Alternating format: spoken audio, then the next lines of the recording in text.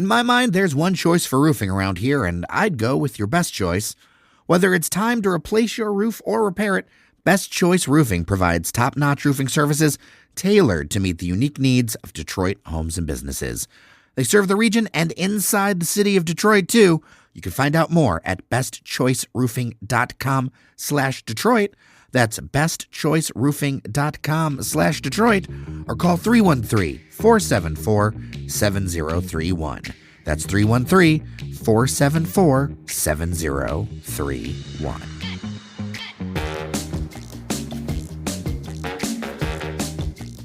Hello and welcome to your Daily Detroit, sharing what to know and where to go in Southeast Michigan. I am Jer Stays, coming to you from our studio at Techtown. And joining me on the line because of, well, all of the things from an undisclosed location west of Woodward, Devon O'Reilly, Mr. Friday. Thank you so much for joining us on this Friday. Yeah, Jer, we make it work. I had every intent to talk to you in person, face-to-face, but several factors got in the way today. And so we'll do this virtually. We'll make it work. It won't sound as crisp and clean as our very discerning listeners are used to, but, we try. Hey, you know what? Remember when I did that episode from some weird spot in Ukrainian village? We're just going to make it happen. People are here for the content. They can hear you. I can hear you. There you go. I guess that's what matters. And I know we have some wizards on the editing team that can work some magic too. Yeah, we normally say thank you at the end of the show, but ahead of time, thank you, Cheyenne Noserini. You are really appreciated for editing this podcast and making it listenable for everybody. We're going to jump into a story that I think people are interested in, and then we're going to go through some listener feedback to our predictions episode, which we got a lot of listener feedback, and I'm excited about this. So let's go into the news first. We're going to talk about those I-75 lids. There were new renderings unveiled this week for 3 park-like spaces that would cap portions of I-75 downtown. The plan would be to reconnect neighborhoods split by the highway's construction back in 1957. The proposed lids, as we've talked a little bit about on Daily Detroit, would create these green spaces, these gathering areas, and they would be about 600 to 800 feet each over I-75. You'd have one at Woodward Avenue, John R. and Brush Streets, and Grand River Avenue. The project recently got $2 million in federal funding for engineering concepts, though that's less than half of what was requested. I think they were looking for $5 million. To move things forward, they're going to need to find other dollars, as other funding from the State and Downtown Development Authority had been looking for the full federal grant. The Downtown Detroit Partnership, the group organizing the work, told Crane's Detroit Business that they might need to focus on one cap at a time with the limited funds. The proposed spaces would have trees, dining areas, and play spaces, and the idea would to be create a contiguous walking connection, with all of downtown to Little Caesars Arena, Comerica Park, a bit of Ford Field. There will be a feasibility study that will be happening throughout this year, and the first community meeting for this feasibility will be happening in the spring. We will include renderings in our newsletter and the show notes. Devon O'Reilly, I know that you've got feelings on this. I know her listeners have feelings on this. That's why I'm bringing it up. Before I get into it more, I want to be clear that I want these lids to happen. I am for the caps happening. I wish that to be. However, I am extremely skeptical, and this is not new news. I've said this when it's been brought up before, that these come to fruition. And we're seeing some of that now. There was some good news previously. They started to push forward. It would be a study, but they needed some funding for it. The fact that they could only get half of the $5 million, even for the study, and then you and I talked about, debating the number, but it's in the hundred to hundreds of millions of dollars to actually do this. I want it to happen, but this is just another little setback. And in the kind of vein of predictions, I just don't see this happening, unfortunately. I would love to see it happen. I love the renderings. I love more green space because it is kind of awful to walk over that area. There's things that you could do with the existing bridges. I love what they've done in cities like Columbus, where they have hidden the freeway and made it so that you can basically go to a restaurant, go shopping, walk to the market. You basically don't know that the freeway is underneath. Now, you could accomplish this with one cap. Starting with one cap, I think, is more reasonable, but I always say go for the moon. I agree with you on the skepticism. I also add in this. It befuddles me that we're going to add all this extra space. And I said, I want this to happen. But it befuddles me that happens without the pressure to get say the proposed hotel, a bunch of stuff with District Detroit done, that whole thing seems stalled yet again. I feel like these two things are tied together. The area over by the University of Michigan Innovation Center, I think that's a different thing. I think there's so much that could be done with that. But man, it's really befuddling me because I think there's ways that you could make that area of I-75 far more friendly for less. But also, why don't we build on what we have? It's frustrating. You're exactly right. We're like skipping ahead on like the whole development timeline. And I think, focusing on these caps and thinking about them is just missing that we're not done with a bunch of the other stuff that was talked about. And more specifically, it's stuff related to Olympia development and the properties that the Ilitches own. And no one stands to benefit from these caps more than the Ilitches because they have multiple sports teams that straddle what would become the caps. So no one stands to benefit from it more than them. However, there's still so much in the way of development that we were, I don't want to say promised, but we were told was going to happen, as you mentioned, in that Olympia area. So, we think about the hotel, like you said, several new buildings that were going to be erected, renovations of several buildings, surface lots turned into something else. There's so much that hasn't happened yet. And I think I need to see that happen first before I'm going to talk about capping any space, because the space that we do have is not really being utilized or developed properly. I will say that I have talked to a number of listeners who live nearby who really do want to see this happen. So you're right as far as like financial benefits that would definitely benefit the Ilitch group and places like that. But I will say I have noted some resident support, but this is a big project and a lot of dollars, and thinking about the priorities as we go forward. I'm very interested in it. The renderings, as I said, they're really nice. I will link to them. You're going to want to check them out. I'm interested to hear what you all think. dailydetroit@gmail.com. Now, Devon, we have some feedback from our predictions episode. I'm not surprised. It's always a good one, and I feel like it gets people thinking. So what do you got? Yeah, because the idea of predictions, yes, we try to be right, but also it's to get people thinking and get people's brain juices going on what's possible. So first off, listener Jamie, and I'm shortening all of these for air, so I apologize if you write in, you feel I shortened it a bit. I'm doing that for audio purposes. Quote, I wanted to submit my own 2025 prediction, which is that we will see a high volume of new center development announcements in 2025. This would come as a result of the new Henry Ford Hospital project, and New Center will begin to cement itself as the premier neighborhood in Detroit for working professionals. I think New Center in general doesn't get a lot of attention from those who don't live in the city or never have lived in the city.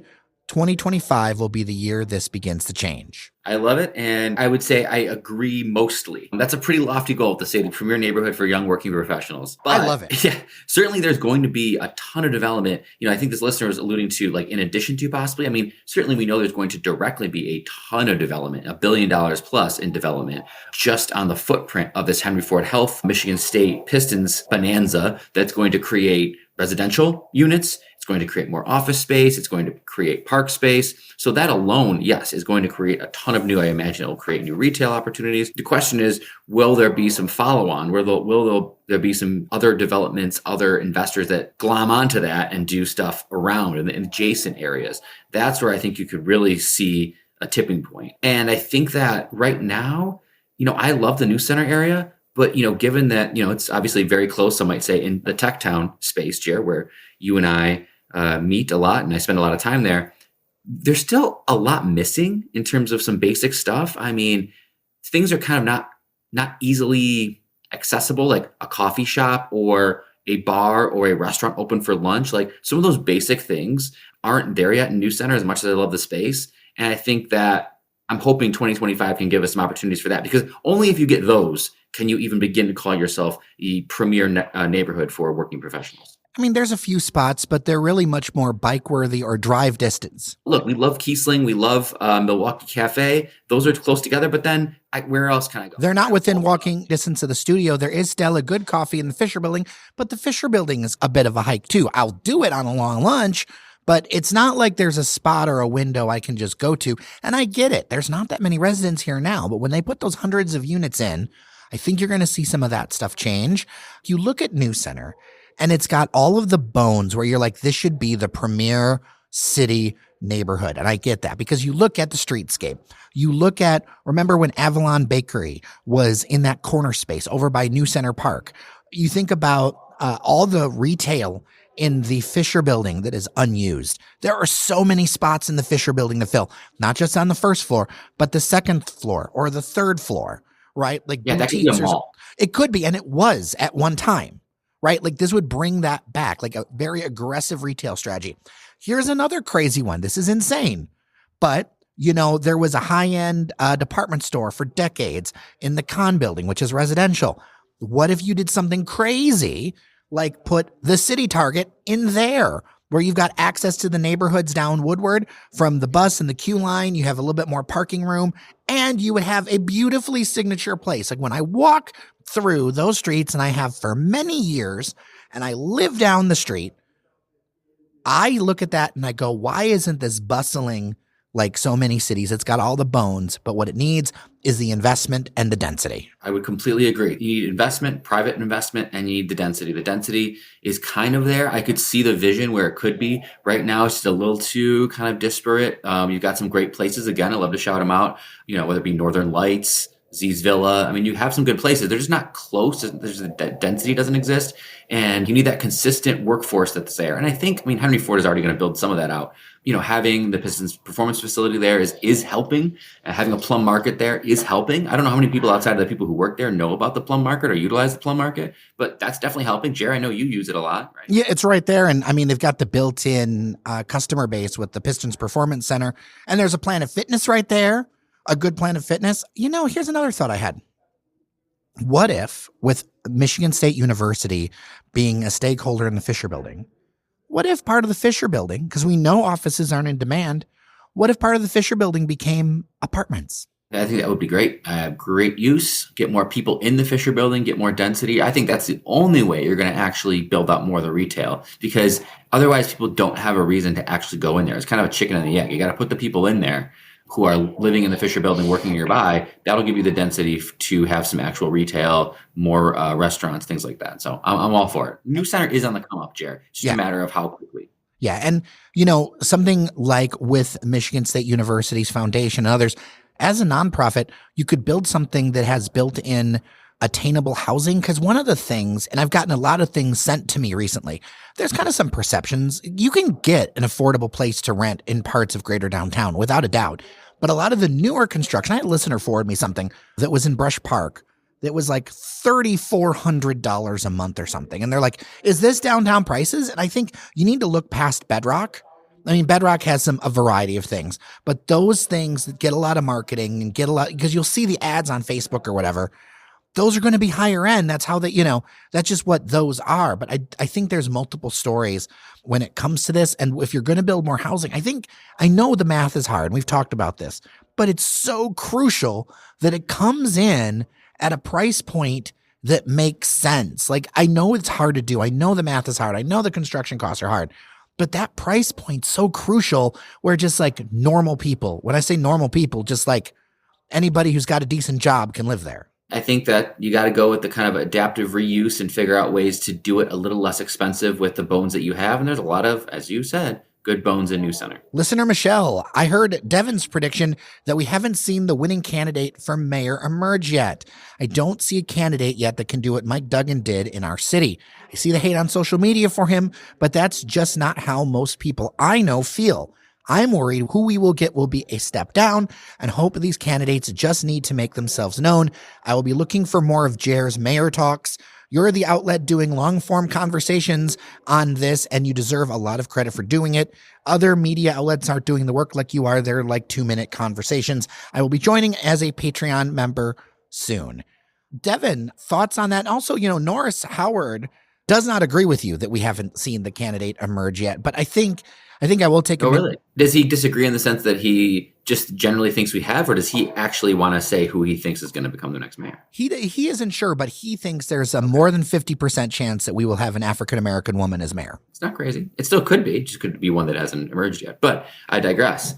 Appreciate the listener feedback, and I'm glad they're going to become a new Patreon member. That's awesome. So, Jared, it's hard for me to be realistic here and not say that the next mayor could be a step down because Mike Duggan has been such a transformative political figure who now, whatever you think about him, I think his success has somewhat been validated because he is, by all accounts, at least currently, potentially, one of the leading candidates for governor. So he clearly did a good enough job where he now feels he can even grow his presence. So they are going to be big shoes to fill.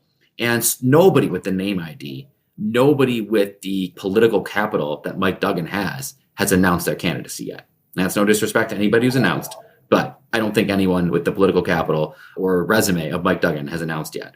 And I don't know if they will. And so to that listener, I'm not sure we're going to see another Mike Duggan as the mayor of Detroit, but we do need somebody who can build on the success that he helped create and the city council and all the people who had a role in it helped create. And I'm still not sure who that's going to be. So I would not dare to throw out any names, but I stand by my prediction. I think there are some good candidates who are already out there. And Jerry, you're doing a great job in trying to talk to them, reach out to them and connect with them and ask the questions that our listeners want. But I would just continue to say, I don't think that person has made themselves available yet, but I also don't think that they're going to be the same political figure as Mike Duggan.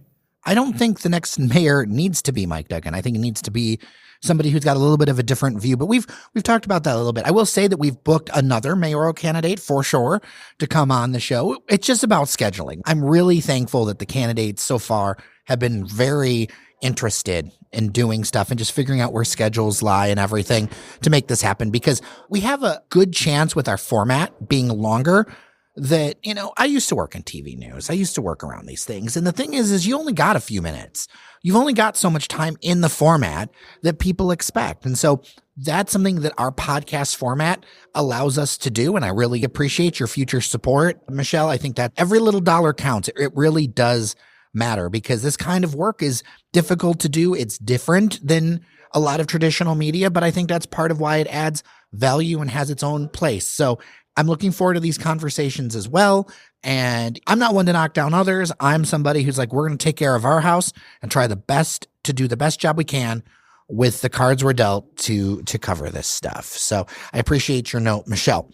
Listener Bill, Devon, you talked a lot about Detroit, but I know you're involved in the community. What about Dearborn?